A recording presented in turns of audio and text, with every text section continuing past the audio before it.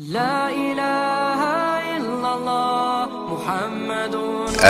Malam ini judulnya adalah siapa yang bersalah. Hampir semua orang ketika mengalami kegagalan, selalu saja yang dipersalahkan adalah situasi dan kondisi.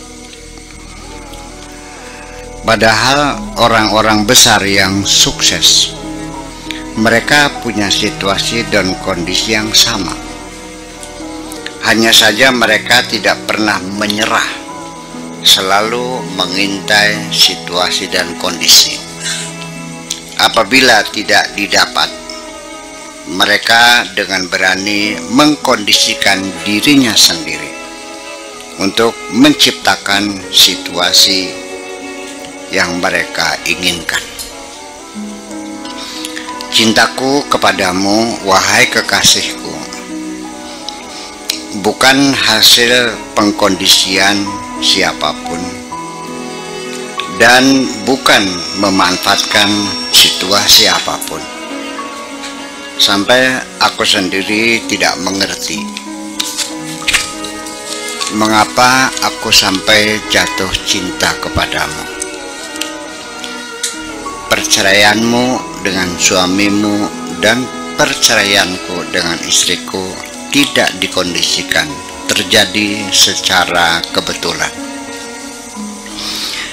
Perceraianku dengan istriku merupakan pengalaman yang sungguh sangat pahit sekali. Wahai kekasihku, orang yang sudah kuanggap bagian penting dalam hidupku ketika aku sedang sangat membutuhkan sekali akan bantuannya, ternyata tiba-tiba menghilang. Aku sangat kecewa, tapi ya sudah, itu tinggal cerita. Memang selalu ada dalam kehidupan ini.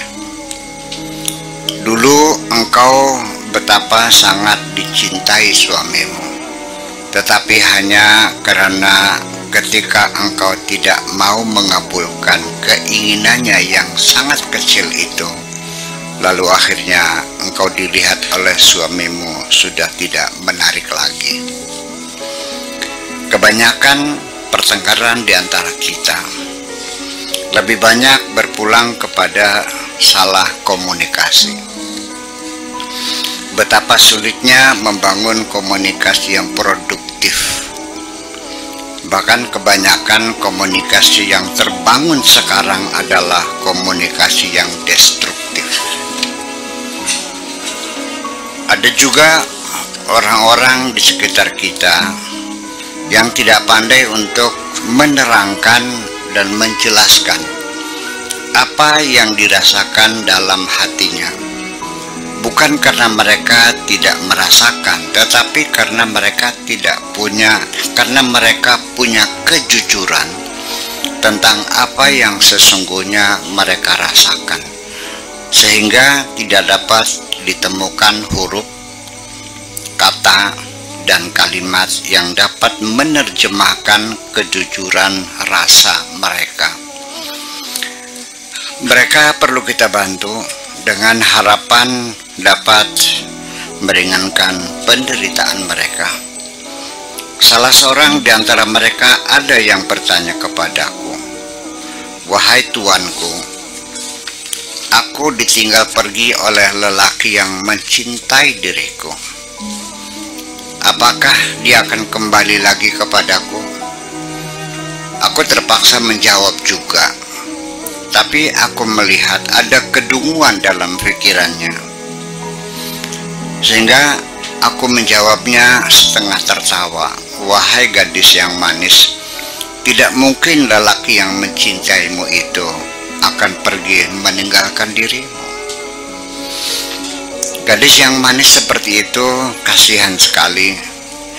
Hidupnya separuh hanya untuk mengumpulkan kenangan masa lalu yang berserakan, dan separuhnya lagi untuk mengupayakan bagaimana melupakan itu semua.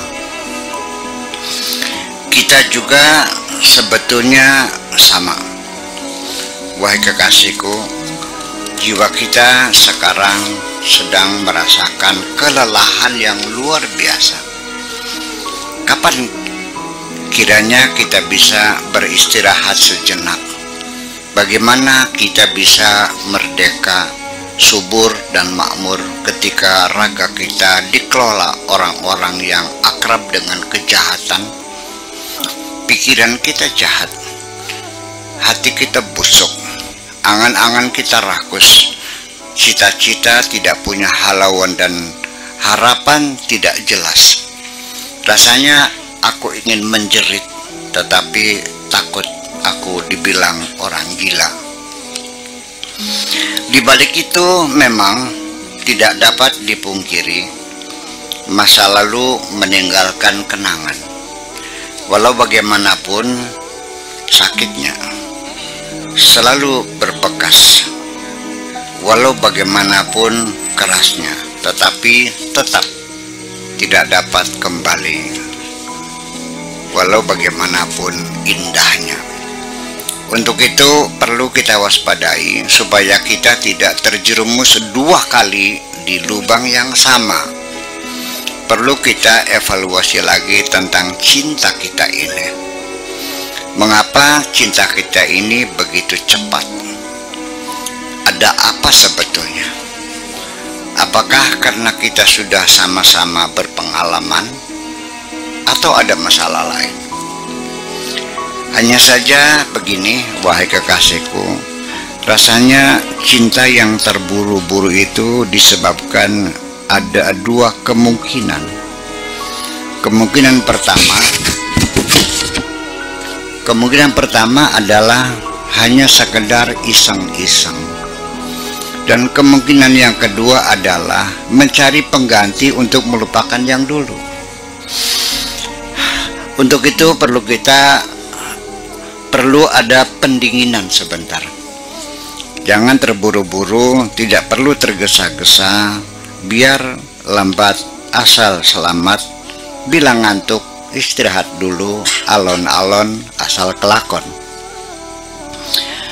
Untuk sementara kita tidak perlu banyak cerita, tidak perlu mengadu kepada siapapun. Nanti di penghujungnya kita semakin gundah gulana. Lebih baik kita banyak bersyukur saja sementara ini diberi kesehatan yang sangat sempurna. Semoga nikmat kita ditambah lagi. Sebaiknya kita sekarang bersahabat biasa saja dulu, saling berbagi kebahagiaan, menangis bersama dan tertawa bersama. Tak akan kubiarkan engkau bersedih hati sendirian. Persahabatan itu meningkatkan kebahagiaan dan meringankan penderitaan. Semestinya engkau harus sudah paham betul. Seringkali engkau menghadapi takdir Tuhan dengan tangisan. Kemudian ternyata di belakang itu engkau mendapat keberuntungan yang lebih besar lagi. Barangkali saja setelah perceraian dengan suamimu, yang terjadi adalah keberuntungan atas dirimu. Hanya saja sekarang ini yang paling penting, engkau sudah menjadi bunga mawarku, sehingga harus kusirami setiap saat. Jangan sampai ada orang lain yang ikut menyirami. Terima kasih.